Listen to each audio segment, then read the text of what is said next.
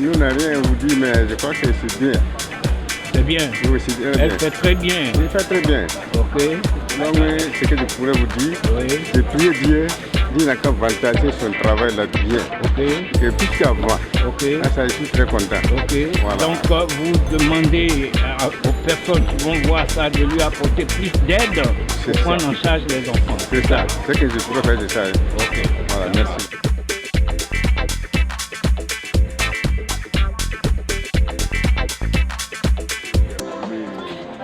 Pas mal de temps, donc, surtout que nous sommes dans le même quartier, et dans la personne que je la connais très bien, donc je connais un peu. Ok, alors donc vous avez été témoin des actions posées par l'association dans le quartier. Oui, je ne me rappelle pas trop de la date, mais je me rappelle que je me souviens très bien qu'elle avait décidé de l'aide, en tout cas de vivre certains moments avec les gens de la quartier.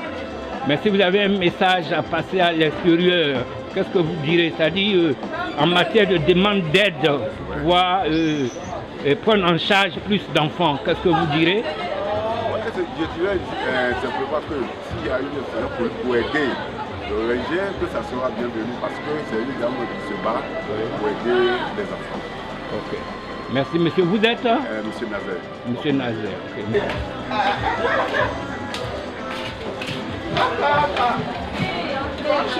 Ça va. Ça va.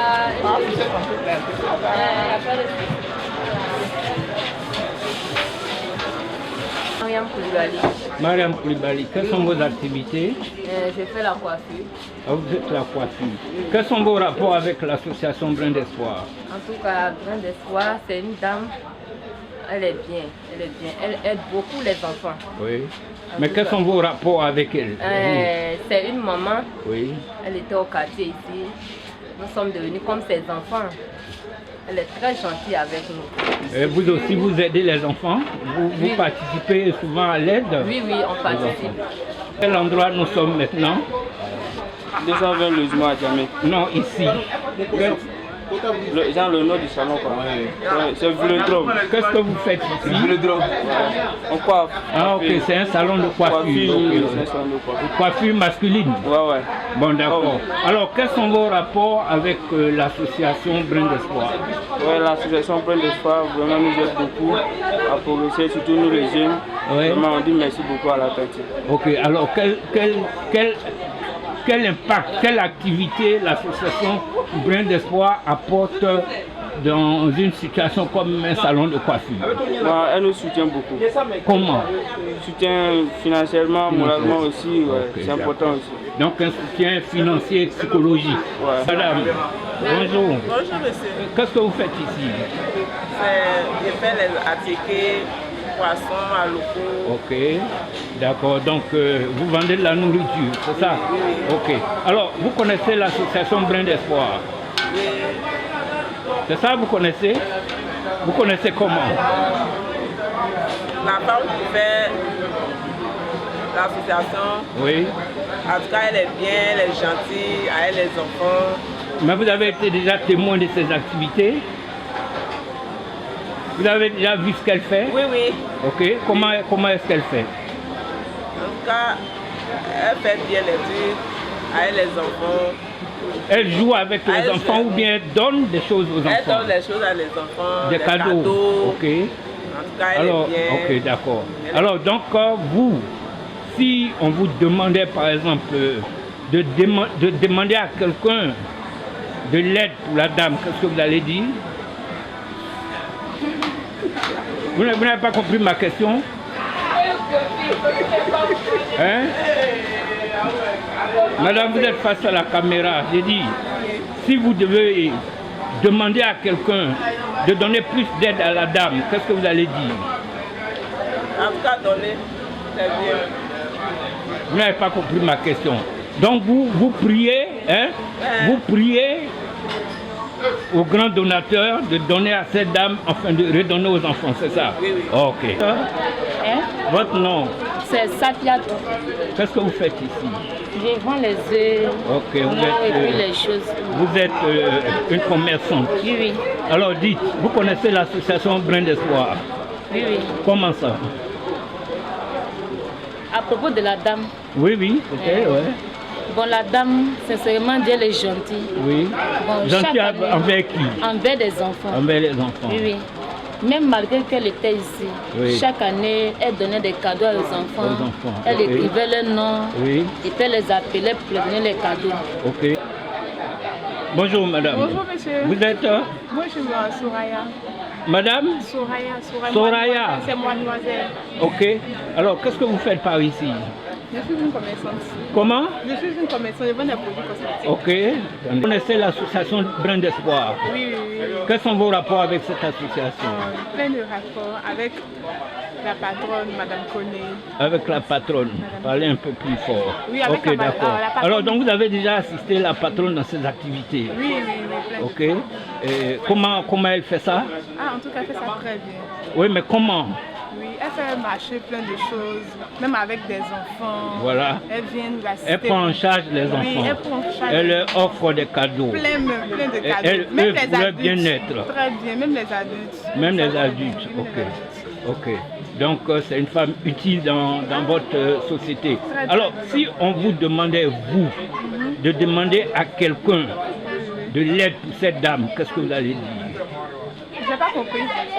Si vous regardez la caméra et vous dites aux personnes riches d'aider cette dame, dites-le. Oui, en tout cas, les gens riches qui veulent aider cette dame n'ont qu'à le faire parce que c'est une femme, elle est très bien. Parlez un peu Elle est fort. très reconnaissante. Elle participe beaucoup, elle a beaucoup pitié des pauvres, des gens qui ne l'ont pas. Elle est tout le temps là pour les gens, même dans le mois de jeûne. Elle est tout le temps là, même pour le marché. Okay. Aujourd'hui, il y a les gens qui sont quittés chez les Blancs là-bas pour venir. Ils vont venir vous demander un peu ce qu'on fait là. Est-ce que vous êtes content? Vous êtes content là? Qu'est-ce que vous voulez? Vous devez dire, on va vous donner beaucoup d'argent. S'il n'y a pas d'argent, on ne peut pas aider les enfants. Il n'y a pas de vaccination, on ne peut pas donner les trucs qu'on donne là. Donc un peu, le monsieur est venu, il va vous demander et puis vous allez un peu expliquer. Bonjour madame. Ok, donc qu'est-ce que vous faites ici là? En ce moment, qu'est-ce que vous faites? On est en train de vendre. Ok, donc vous vendez des vivriers. Ok. Alors madame, vous connaissez l'association Brin d'Espoir? Comment ça? Comment est-ce que vous connaissez En tout cette cas, c'est association? très bien. Non mais comment vous connaissez l'association? Vous avez été témoin de ce que fait l'association? Vous avez déjà vu de vos yeux ce que fait l'association? Oui, on a déjà. Ok, qu'est-ce que vous avez vu? La gentille, elle est gentille. Oui, je sais. Vous ne comprenez pas ma question. Ma question c'est, elle est gentille, ça c'est une qualité humaine. Mais qu'est-ce qu'elle fait envers les enfants? Elle joue avec eux, elle donne des cadeaux, elle va se balader avec eux, il faut dire quelque chose. Qu'est-ce qu'elle fait? Qu'est-ce qu'elle fait? Elle s'occupe très bien des enfants. Elle est gentille. Elle s'occupe très bien des enfants. Comment? Elle donne des cadeaux. Elle donne des cadeaux. Des cadeaux qu'elle paye avec son propre argent, comme ça. C'est ça? Ok. Oh, madame. Bonjour. Ok. Qu'est-ce que vous faites ici? On mange ici, on vend. Ok, donc vous êtes une commerçante. Ah, Ok, c'est un commerçant. alors, vous connaissez l'association Brin d'Espoir? Oui. Ok, comment vous connaissez cette association? La femme là, c'est très bien. Ok. Si fête là, ça arrive. Oui. Elle était ici avant. Oui. Mais maintenant là, comme il n'est pas ici maintenant là, elle vient ici prendre les enfants, Oui. ils donnent cadeaux. Ok. Même s'il y a fête de Ramadan aussi, Oui. avant elle était ici là, Ok. elle partage sic, riz, pour donner les gens au marché Ok. ici. Madame, bonjour. Bonjour, monsieur. C'est à quel endroit nous sommes là? Nous sommes à Gamel 200 000. Non, ici. Petit marché, Saint-Denis. C'est votre magasin? C'est mon magasin, comme Ok, ça. vous faites la coiffure féminine. Oui, oui. Mais dites un peu, madame, quels sont vos rapports avec l'association Brin d'Espoir? En tout cas, la dame là, c'est une bonne femme. Ici, là, elle aide tout le monde. Quand il y a fête, en tout cas, elle partage cadeau à tout le monde, tous les petits-enfants. Elle connaît ou elle connaît pas où elle fait cadeau à tout le monde. Ok.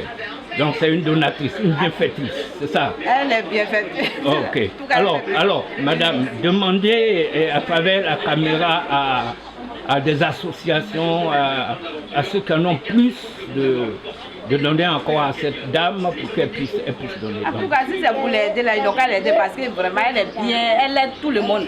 Tous les enfants, que ce soit les orphelins, tout le monde, elle aide. S'il y a des gens pour l'aider, en tout cas, ils n'ont qu'à l'aider parce que c'est une bonne femme. Elle nous aide beaucoup. Ok, merci beaucoup.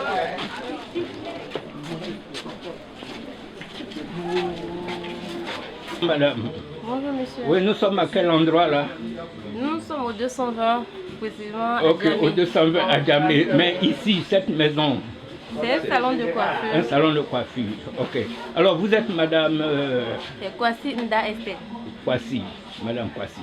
Ok, dites madame Kwasi, vous connaissez l'association Brin d'Espoir internationale? Oui. Ok, quels sont vos rapports avec cette association?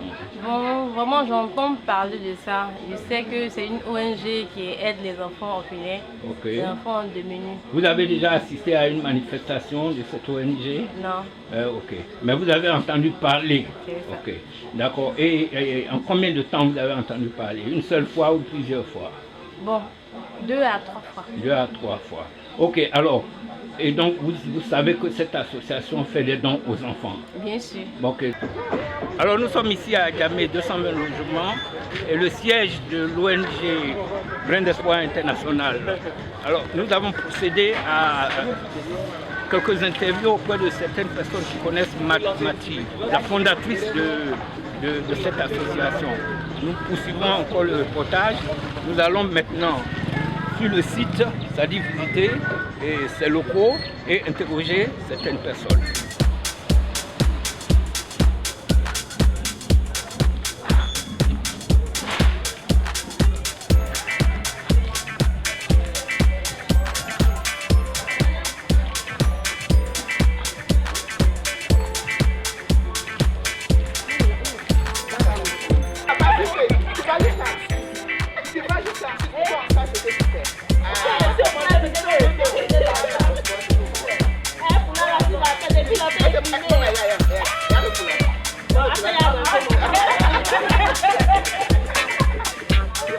Bonjour. Vous êtes Je suis Jules Kwao, président des 220 logements. Président des 220 logements, c'est-à-dire le fief de l'ONG Brin d'Espoir.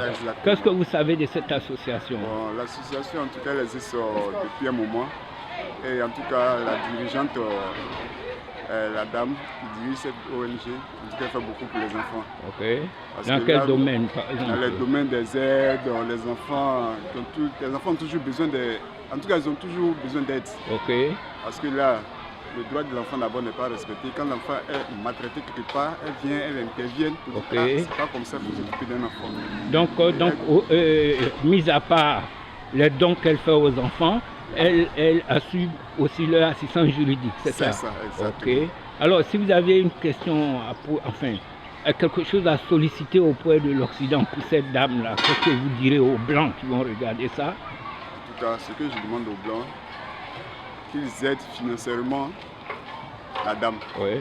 Parce qu'elle fait beaucoup pour les enfants. Ok. Et si elle a les moyens qu'il faut, en tout cas les enfants qu'elle aide seront toujours en joie. Ok. Alors merci bien monsieur. Voilà, un enfant en joie, oui. Un enfant en joie, c'est le Dieu qui gère le monde. Donc, alors merci bien monsieur.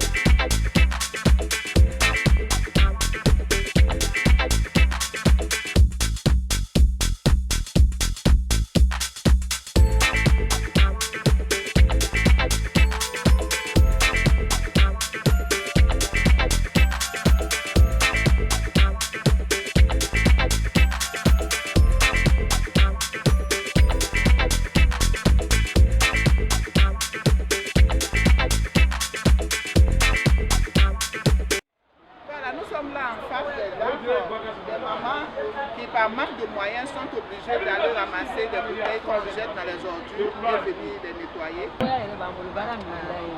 Non, c'est moi-même, je vais parler, venez. Venez. Qui a tout?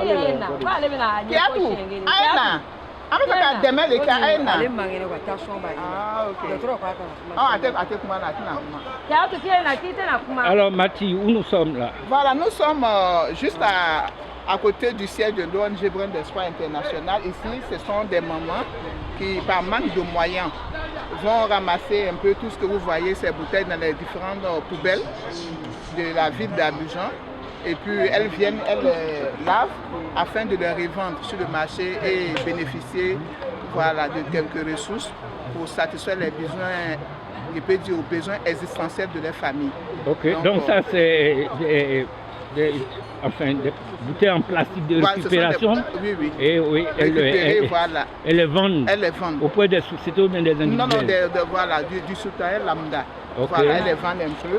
Donc c'est par manque de moyens. Je leur ai posé la question, elles disent que c'est parce qu'on n'a pas de ressources. Oui. Et là, un peu, je pense que c'est en phase avec nos combats aux côtés des familles démunies. Parce que qui dit enfant, dit famille. Mais est-ce qu'elles arrivent à joindre les deux bouts avec tous ces... Est-ce qu'il y a ABC, mais il y a des noms sur les noms. Avec ton nom sur là, c'est ABC qui a des 2500 On peut nourrir les enfants et ça un peu. Un peu, hein. Avec ça, vous scolarisez aussi les enfants? Si. Un peu. Mais on a besoin de... Bon, en fait, vous savez qu'on ne peut pas aider tout le monde. Vrai. Et donc, peut-être les enfants, quelque chose peut être fait pour les enfants. C'est comme si bon, c'est nous-mêmes voilà, justement. Alors, donc, vous demandez de l'aide pour l'association Brin d'Espoir afin de vous aider à prendre en charge les enfants, c'est ça? Ok. C'est ça. Ça pour les enfants, c'est pas. Moi, oui, ça m'a aussi malade. Ah ouais? Oui, ça ne peut pas bien, mais. Ah, ok. Mais tu as combien d'enfants? Il y a 4. 4 enfants, ok. 5. Tu as 5 enfants. Déjà, nous sommes en présence de 9 enfants. De 9 enfants. En difficulté. En difficulté, d'accord. C'est ça. Ok, ça Parce que vous voyez un peu, ouais. vous jetez un coup d'œil, voilà. Voici un peu, c'est l'un lieu de travail.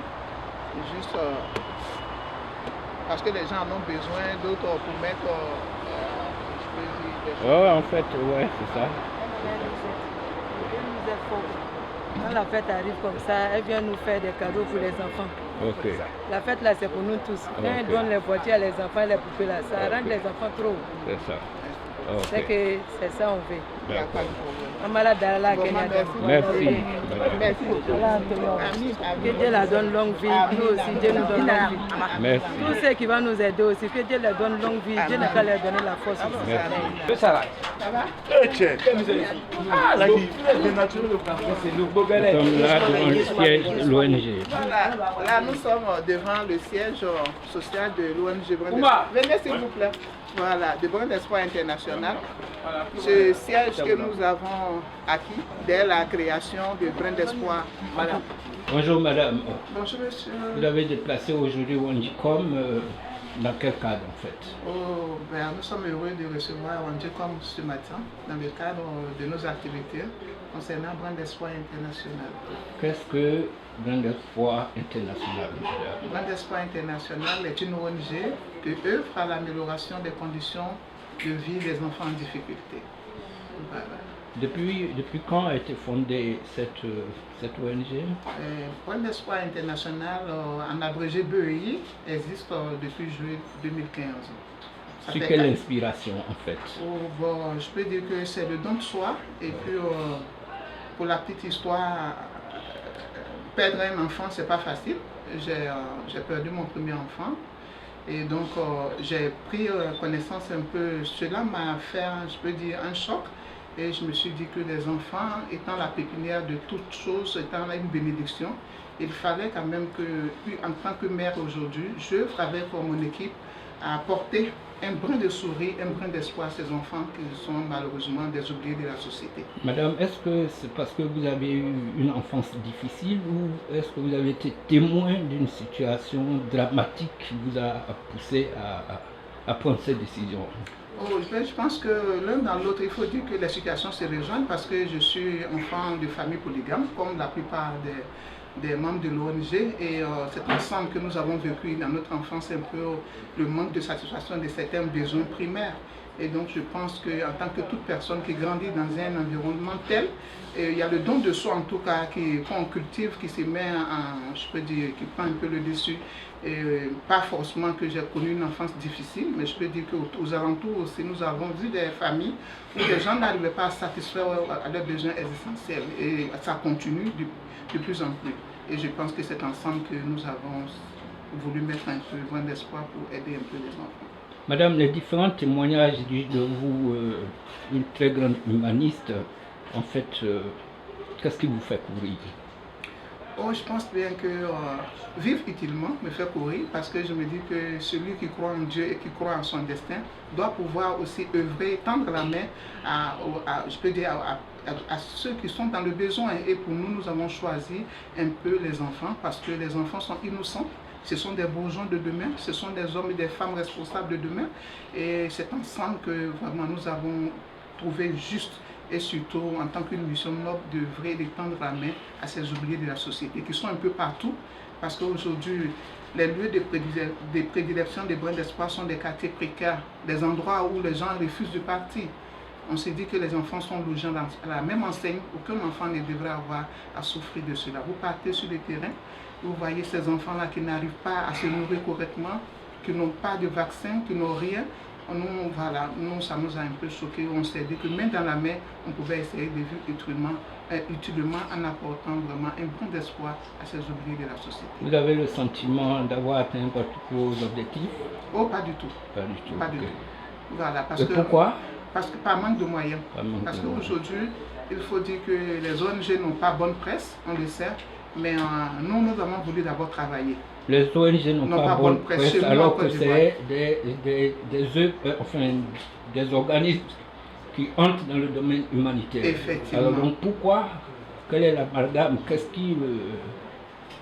qui fait que ces ONG n'ont pas bonne presse? Pour la petite histoire, quand nous avons essayé quand même de parcourir un peu le terrain, on a vu qu'il y a certaines ONG qui ont bénéficié des aides venant qui n'ont pas été bien rétribuées. Ok, ça c'est notre domaine. Voilà. Alors, madame, quelles sont vos zones de prédilection? C'est seulement Abidjan 220, ici où nous sommes, ou bien? Non, pas du tout. Brin d'espoir international, aujourd'hui, après 4 ans d'existence, nous sommes à plus d'une vingtaine d'activités menées de part et d'autre.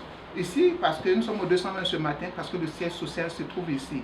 Mais nous avons fait Yopougon, nous avons fait Abobo, nous avons fait des dons. Voilà, des dons un peu partout dans le district. Mais notre objectif, à nous, c'est de couvrir toute l'étendue du territoire ivoirien. Parce que où il y a des enfants, il y a des besoins essentiels.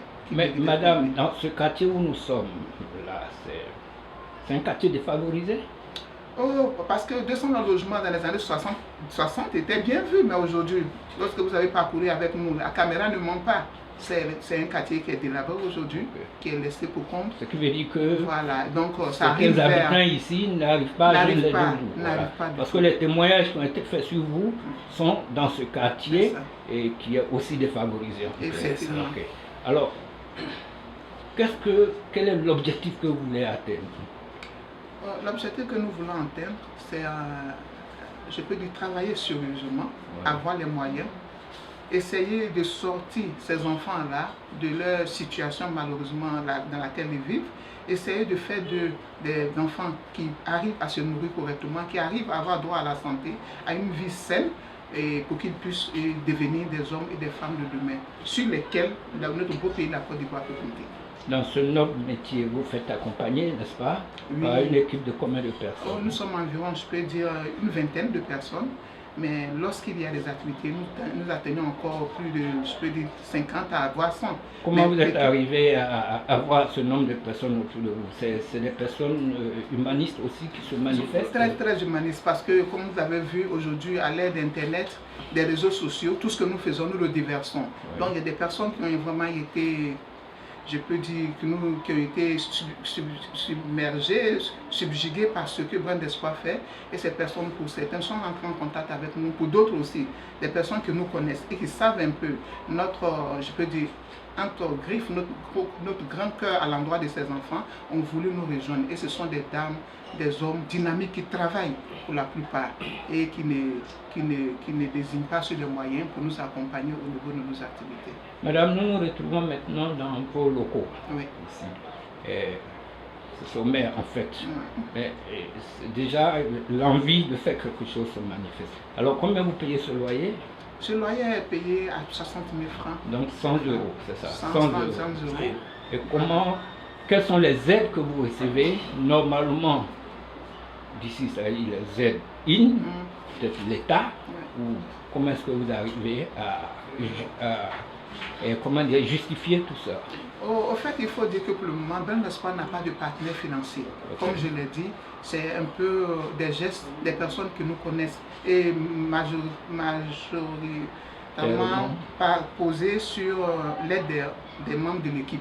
Comme je l'ai dit, ce sont des dames et des hommes qui travaillent.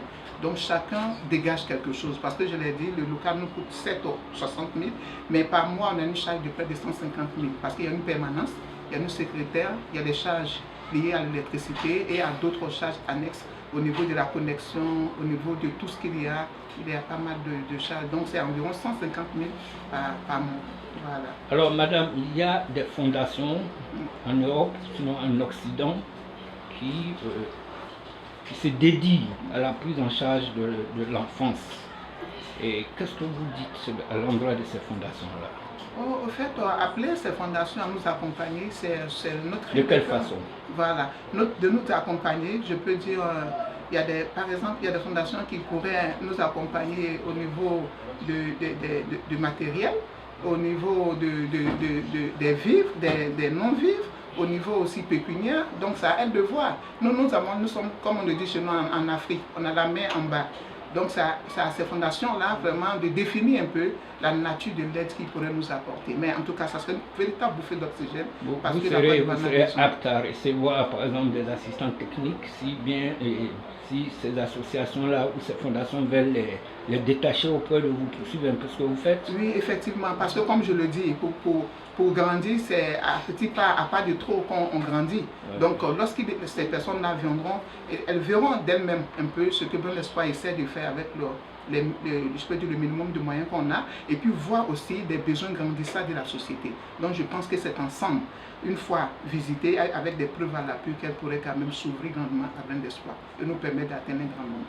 En tant qu'humaniste, quelle a été la situation qui vous a été très émotionnelle dans tout ce que vous avez fait jusqu'à aujourd'hui? Au fait, moi, la situation qui m'a complètement fendu le cœur, je pense qu'on était avec nos différents membres de l'équipe, c'était au niveau de la MACA.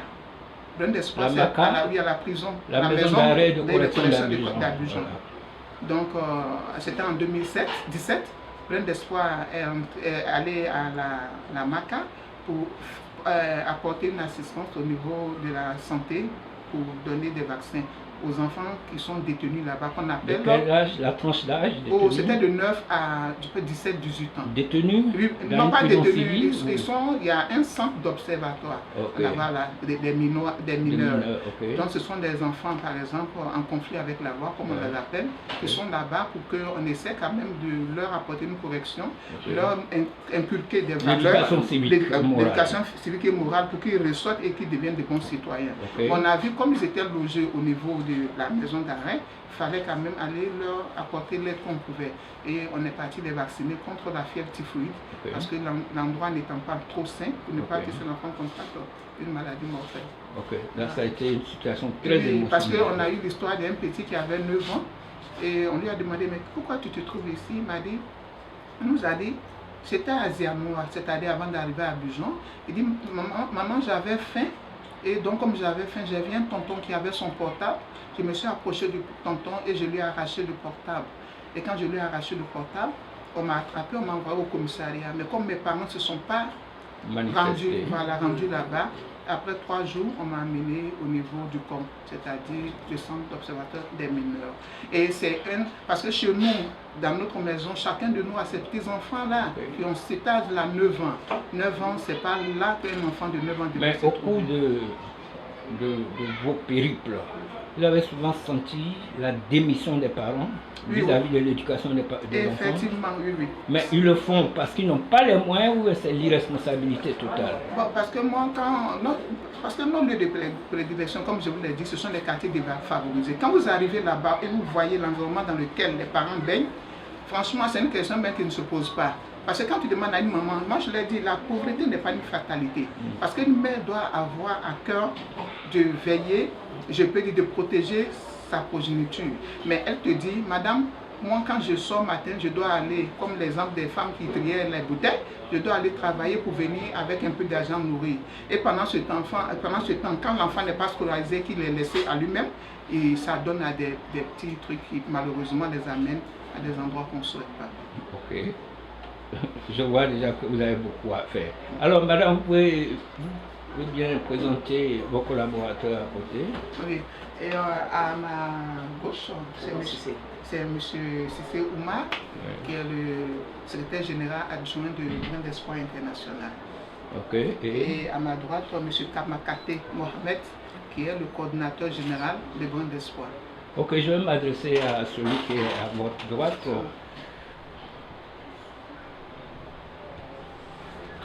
Alors, c'est M. Kamagaté, c'est ça? M. Cissé. M. Cissé.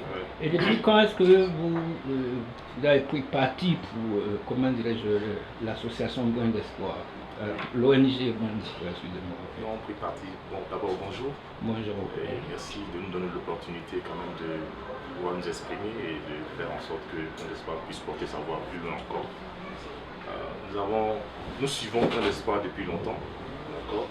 Et cette année, nous avons décidé de nous joindre à Grain d'Espoir parce que nous nous sommes dit que nous pouvons apporter quelque chose à l'évolution de l'ONG.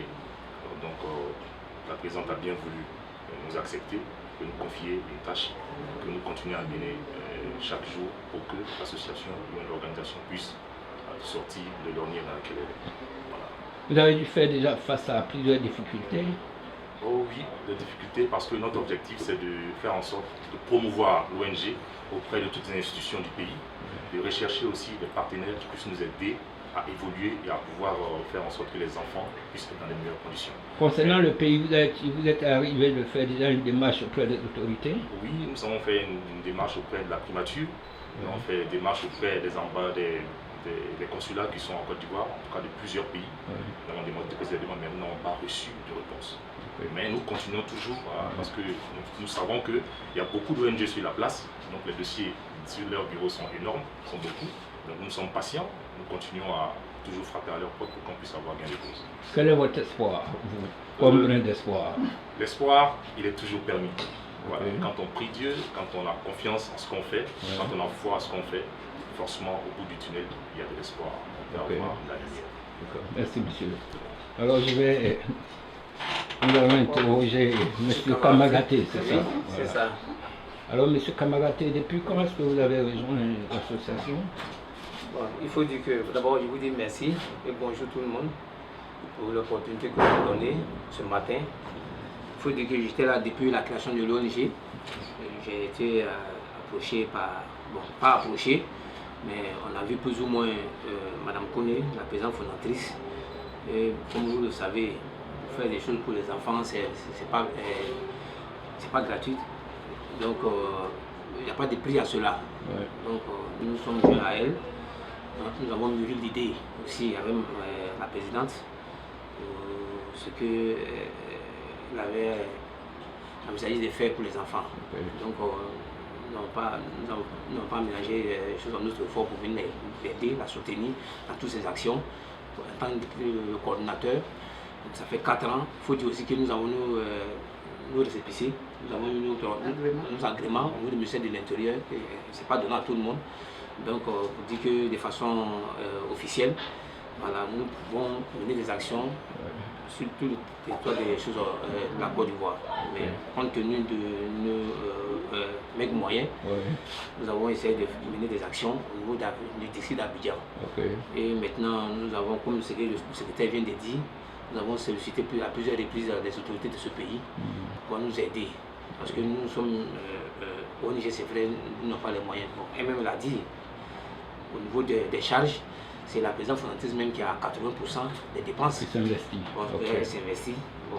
Donc, puis on sait aussi l'événement malheureux qui vient de nous frapper. Elle a perdu son mari, qui était celui-là même, le père de cette ONG-là, et qui faisait toutes les dépenses. Donc, vous voyez que c'est un peu dur.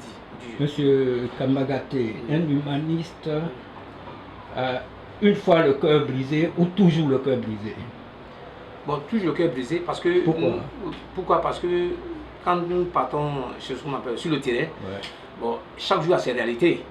Voilà, vous parlez il y a des zones, elle a dit au niveau de la Maca, mais vous allez trouver qu'il y a des zones, par exemple, nous sommes partis à Avion Civil pour une anecdote. À Avion Civil, on appelle là-bas Fietobourg. En français, ça veut dire que c'est le quartier des aveugles. Ils sont tous des aveugles. Donc, les aveugles? Les aveugles. Des vrais aveugles? Des aveugles. Ils sont un là. Quartier pour les aveugles? Pour les aveugles. Mais comment est-ce qu'ils fonctionnent là-bas? Ils sont là. Les enfants, ils sont là. Bon, ça, c'est les parents qui sont aveugles, les enfants sont là. Et nous sommes rendus là-bas pour les rendre visite. Et nous avons posé des actes au niveau de la prise en charge, en fait, apporter votre nos contributions. Et même ces gens-là nous ont approchés pour leur dire que bon, vraiment, les enfants sont là, ils ne vont pas à l'école. Donc si on pourrait les aider pour qu'ils ne cessent qu'avoir des extraits, parce que aujourd'hui, pour scolariser un enfant, il faut des extraits.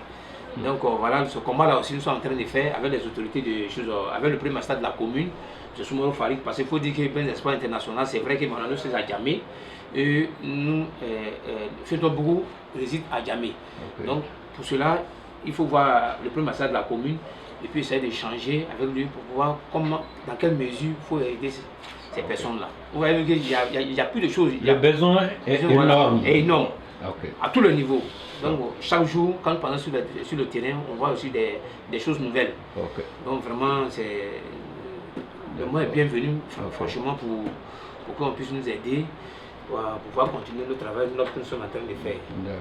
Parce qu'aider un enfant, ça n'a pas de prix. C'est ça.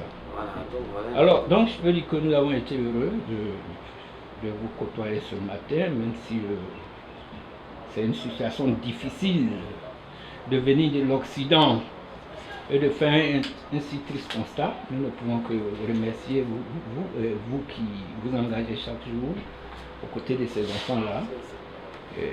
Voilà. Si vous avez au moins un dernier mot, ce serait lequel?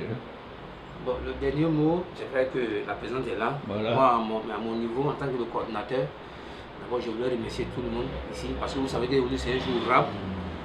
Bon, vu l'importance de la chose, donc on a essayé de dire à tout le monde de plus ou moins d'essayer de faire un effort pour pouvoir venir. Et quant à vous aussi, on vous dit merci. Et vraiment, nous allons essayer de placer notre espoir sur vous pour que vous soyez notre interlocuteur auprès de l'Occident. Pour que vraiment, pour lui dire qu'en Afrique ici, c'est vrai que ce que la présidente a dit, il y a des ONG, aujourd'hui c'est vrai que les gens sont un peu tirés des ONG, mais nous ici, vraiment, nous c'est un défi à relever. Et vous allez voir à partir d'aujourd'hui, si jamais Dieu nous donne nos vies, que nous travaillons ensemble, vous allez voir tout ce que vous allez mettre à notre disposition. Nous, quand on travaille, c'est à l'appui. Non, ça, il y aura quand même vérification. On n'est pas à ce niveau. Voilà. Alors, Madame la Présidente, vous allez regarder la caméra. Enfants en difficulté. Bon Espoir International, c'est une ONG ivoirienne située en Côte d'Ivoire à Abidjan, précisément à Djamé, 220 logements. Nous sommes joignables à ces numéros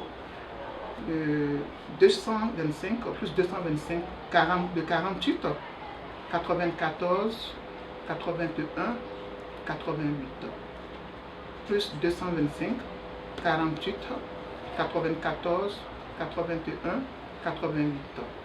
À côté de cela, notre mail c'est brindespoir international collé 2015 @gmail.com.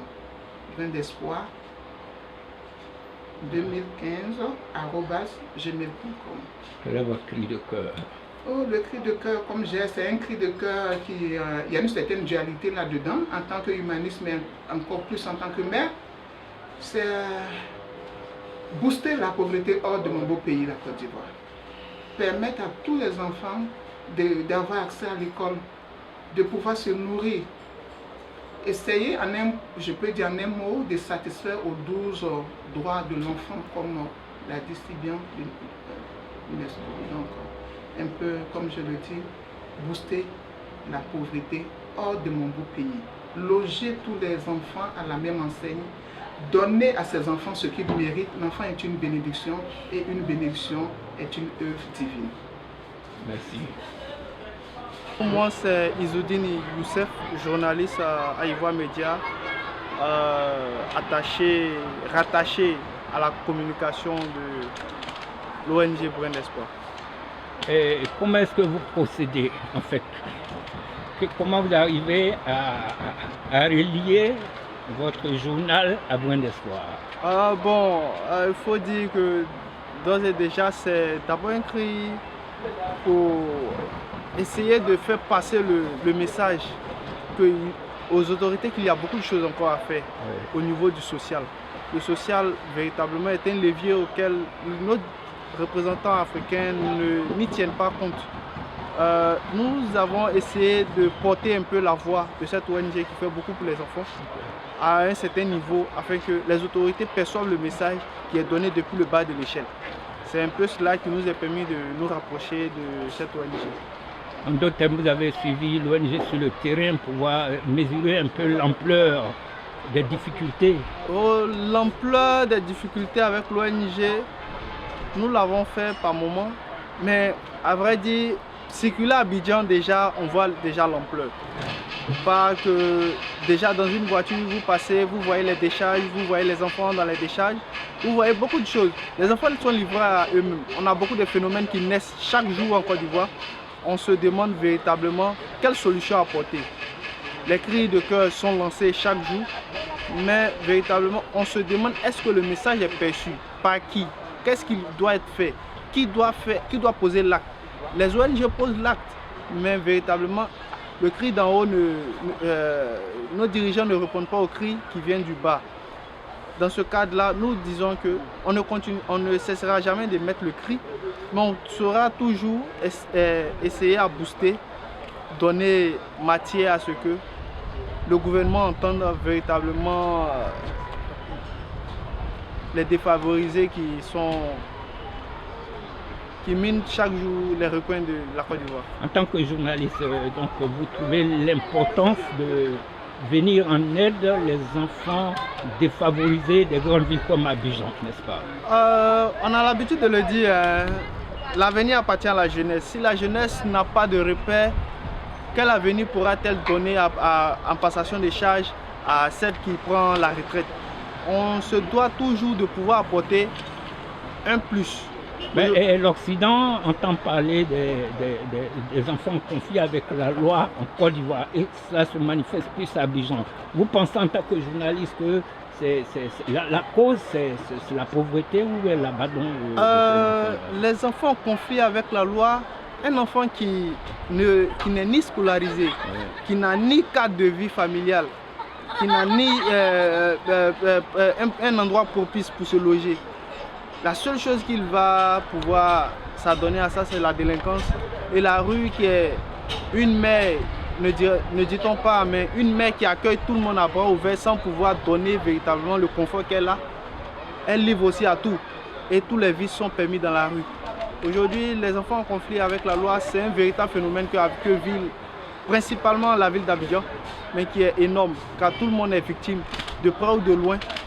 Le véritable problème, c'est que nos gouvernements cherchent véritablement à toucher le mal à la racine. Il faut l'endiguer. Il faut l'endiguer. Mais en apportant quoi? En se faisant aider par des associations comme Brin d'Espoir, c'est ça? On a l'habitude de le dire. Si tu ne peux pas arriver à bon port, essaye de t'aider pour arriver là où tu veux arriver. Le gouvernement peut mener les actions. Mais ceux qui sont faits, il faut passer par ces personnes-là. Passer par ces personnes qui sont offertes au contact de ces personnes. Aujourd'hui, ce phénomène-là vit à Bobo, à Tréjil, à Koumassi, partout. Mais il y a des gens qui vivent les faits au quotidien. Qu'est-ce qu'on y fait de ces gens-là? Ceux qui se sont mis pour penser, pour créer un cadre véritablement approprié pour ces enfants-là, qu'est-ce qu'on y fait d'eux? Le gouvernement va mener des actions, mais est-ce que ça rentre dans le cadre véritablement voulu par ces enfants-là? Ok. Alors, c'est le point d'interrogation. Nous avons été heureux. Merci. Vous avez été là avant que ça ne bascule sur nos terrains. Nous avons été très heureux de faire votre connaissance. Merci. Vous pouvez rappeler un peu votre nom? Moi, c'est Izoudine Youssef, journaliste ivoirien au site d'information ivoiremedia.com. Merci, monsieur. Je suis Evelyne Vagré, secrétaire de l'ONG Point d'Espoir International. Ok, madame, vous allez parler un peu fort. Alors, en quoi consiste votre travail ici? Je suis la collaboratrice directe de madame Condé, je suis son assistante. Je l'aide. Donc, vous êtes arrivé de gérer souvent des situations difficiles. Si, si. En tant que jeune dame, qu'est-ce que cela vous fait au cœur? De travailler dans l'humanité en tant que jeune dame. Vous avez eu à gérer des situations difficiles de pauvreté. Qu'est-ce que ça vous fait personnellement? Bon, j'ai vu certains enfants vraiment qui étaient dans des conditions très difficiles et j'ai eu un pincement au cœur.